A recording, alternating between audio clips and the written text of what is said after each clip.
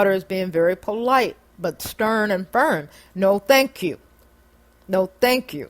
And she's trying to get out this lady's way, and this lady keeps stepping in front of her, blocking her, and then goes to put her hand on my child's shoulder and try to push her into the damn chair to get a $5 reading.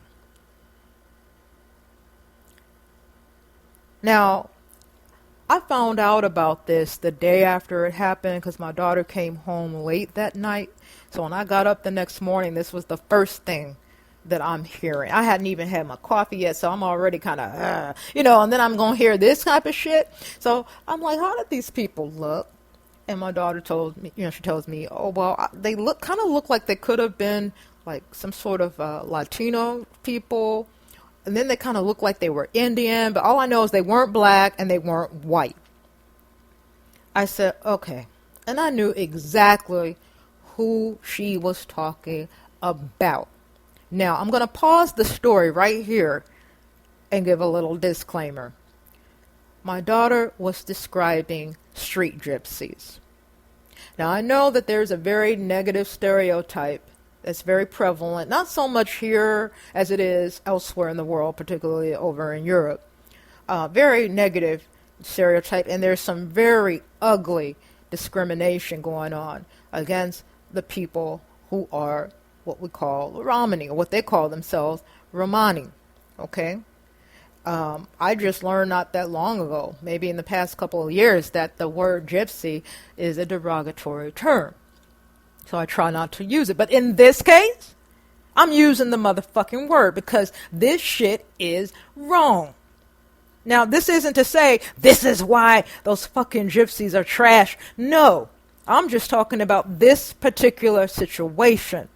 Okay? Street gypsies here are known to sucker people in with these cheap-ass readings. And then during the course of the reading, they'll see some sort of horrible event that will take place unless you pay them a significant sum of money, hundreds and sometimes thousands of dollars, and they will take the curse off you or protect you against whatever type of negative thing that they see, they say is coming to you.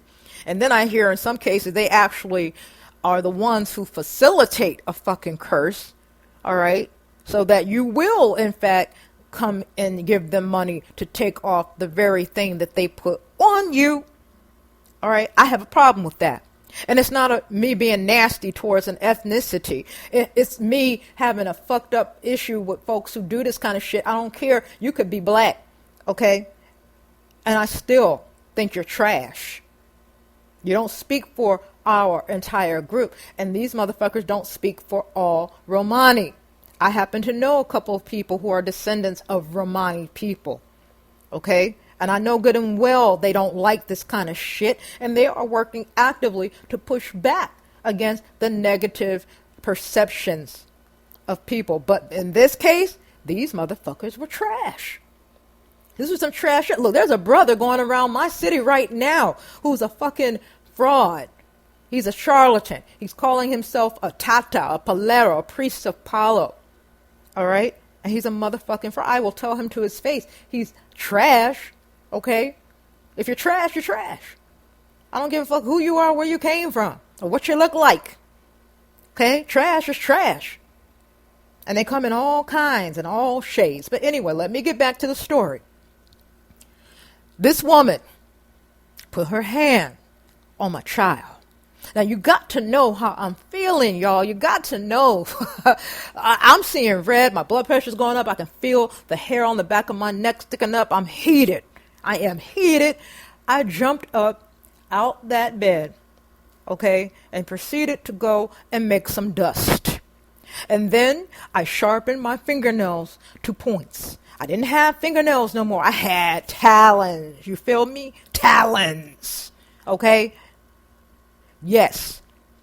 And I got dressed and I put on my spiky jewelry and my spiky motherfucking rings and all that shit. And I told my husband, yeah, I'm about to go fuck a bitch up right now. I'll see you in a little while. And I go get, and he's trying to talk me out of it because he's reasonable like that. God love him. He sure did. He tried to talk me out. I said, no, No, I will not let a motherfucking bitch fuck with my, ooh, no, baby. So I went and got in the car, and I'm getting ready to go find this heifer. But let me backtrack. I'm leaving something out. Before I jumped up to do all of this, my daughter handed me the card. Okay? Now, she finished telling me the story, which I totally skipped over. Now, she did take this lady's card before the lady, got all stupid with her on the street. So while they were walking and talking about the incident, her friend was like, you know what, you should probably get rid of that card. I heard about these street gypsies. They're bad luck. You should get rid of the card. And she said, yeah, you're right. And then she thought about me, and she's like, yeah, you know what, I think I'm going to keep it and give it to my mom. So they get on the train, and a few minutes later, she starts to feel lightheaded and nauseous and all this shit. And she gets off the train and throws up into the trash can. And her friend's like, oh my God. And her nose was bleeding. And so she's like, you got to go home. And, let your mom handle. And she's like, no, I'm cool. She threw up and she felt fine. So they went to their little event and they got home late. And that's why I didn't see her. I was already in bed.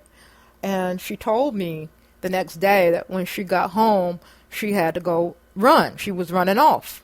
Okay, after she got home. She was totally fine while she was out, but as soon as she got home, she had to go run off, and she did that, and then she felt fine. And she was perfectly fine the next morning when she was talking to me.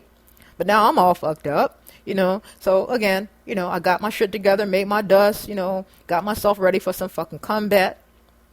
It was either going to be physical combat, spiritual combat, both. It didn't matter. Something was going to go down.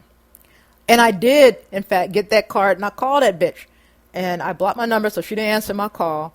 But sure enough, she sounded exactly the way my daughter described. My daughter said she was a very creepy-looking lady. She had acne scars and pockmarks all over her face, and she had this really deep, creepy voice. And I heard it from myself on her outgoing message, on her voicemail.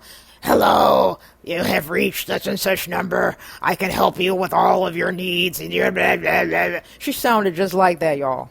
So I left her a message. I said, I understand you're doing $5 readings downtown. Well, guess what? I need a reading. I'm coming to see you now. And I hung up. So I get in the car, and I'm ready to go do my shit.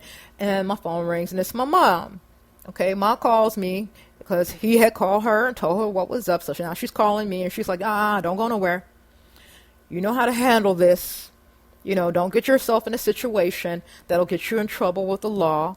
Or worse, get your ass cut up, shot, killed, whatever. Don't mess with these folks. Leave them alone. Handle it the way I know you know how to handle it. But I'm fighting with her. I'm like, no, Ma, I got to get blood here. Okay, I'm out for blood. No, listen to me. Listen. Calm down. And I'm listening to her, and she was like, don't you understand that your child, my grandbaby, was so well protected that the evil that this person tried to take hold on her, she purged it. She goes, imagine if she couldn't have gotten rid of it. That vomiting, that bleed, that nosebleed, that running of the bowel, all of that was protection. That lady knew something was going on. That's why she jumped out of her chair. Because my daughter told me she didn't approach anybody else like that, only her. A lot of people walking past that day, but she chose to jump out her chair for my child. She said, you know how you can sense these things in other people? They can do it too. She sensed something. And maybe it wasn't for a good thing. Maybe it did have some nefarious reason. But what she failing to understand is that your daughter cleansed herself. She's fine. So you be fine. Don't get yourself involved in something that could get you in jail, because what good are you to your family and your community if you are behind bars or you have a felony record? So calm down, regroup, refocus, and handle this the way I know you can.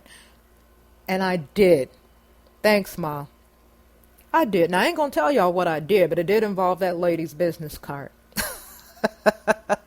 And I know for a fact that she learned a lesson that day.